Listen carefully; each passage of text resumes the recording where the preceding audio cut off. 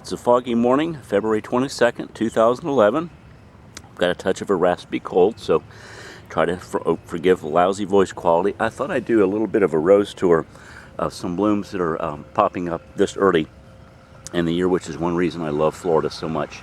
This is Barfield White Climber, which I've got to rescue from the last of the hell zone, which was a Ipomia acuminata.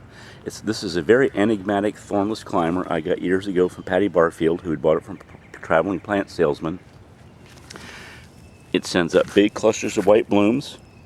When the buds first open, they have a very potent phenyl anise odor.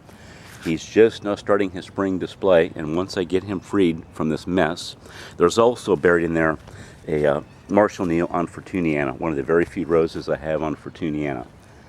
Let's come over here to the mailbox. Rev Door, which is in a buried 4-gallon water-wise container garden. You can see the exposed rim of it down there. Is doing a very nice spring flush. This is one of my favorite roses in the world. I believe it came out in 1869. It's a tea noisette. To me, everything about this rose is superb. Even these older blown blooms are lovely. Look at that thing. Getting lots of buds, lots of new growth. Spring is definitely in the air. Some of the citrus have begun to bloom. Here's the pillarized teasing Georgia. Here's a new bloom that opened overnight. An older bloom there. Another one up there that opened overnight. Lots of buds. If you look close, you can see the droplets from last night's very heavy dew. We're looking at another very dry week. No rain chance for the next 7 days, so if nothing else, I'll accept dewdrops. Over here is Duchesse de Brabant in one of my earliest prototypes of restricted drainage container, and in this case it's nothing more than a tree pot with the drainage holes plugged with used grocery bags. Lots of buds and blooms. This is one of my favorite roses in the world,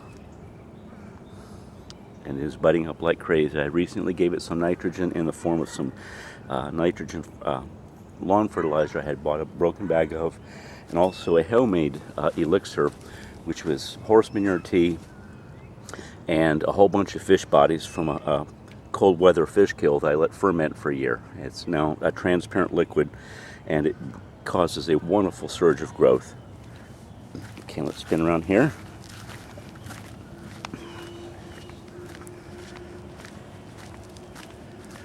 Making progress in the front yard for sure. There's pink crack rose with some spent blooms.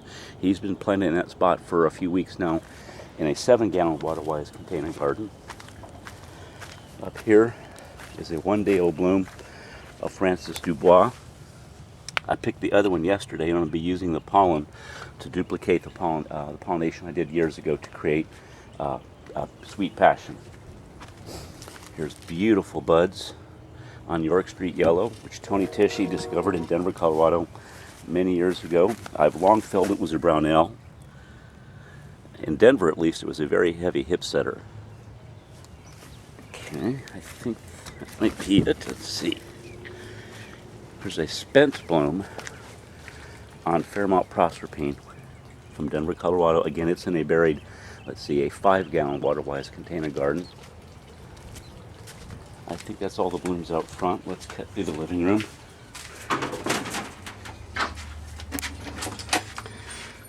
This is my wonderful new all-mirror floor that I just completed before the party last week. Hey, Cracker. Hey, Cracker. Hey, Cracker. Let's go check roses. Hey, Cracker. Hey, Cracker. Hey, Angel. Okay, Cracker. Let's go check roses. There's some nice rose things happening in the backyard.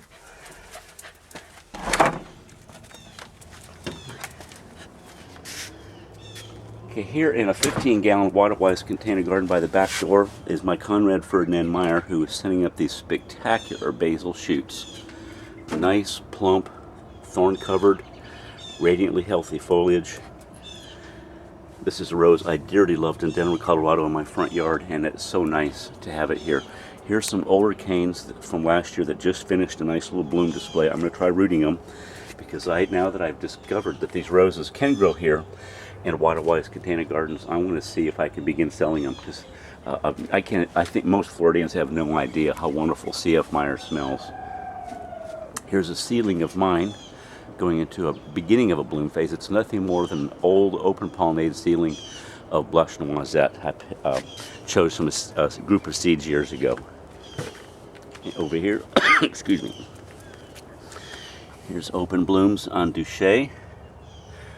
Quite a few spent blooms, as you can see from the loose petals. Here's a Cramoisi superior whose color has been affected by the pH in this container. I've got to figure out what I did, because it's supposed to be red. I love this rose. Here's some older blooms on my own root Nostrana from High Country Roses in Utah.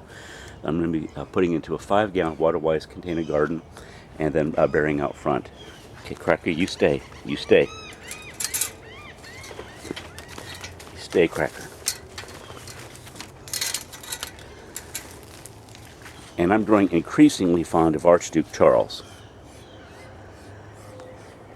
I love the coloration. There's an element of translucency of the petals. It's very remonted. It's okay, Cracker. What are you doing, Cracker? You want to be everywhere with me.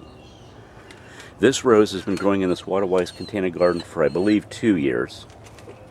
You can see a little bit of a black spot, or maybe that's anthracnose, I can't tell, but it's cosmetic at most. I'm going to be trying to root one of these to grow from Lee Sherman in Albuquerque, because in my Denver yard I had a specimen of the pink cracker rose, which I feel is closely allied to this.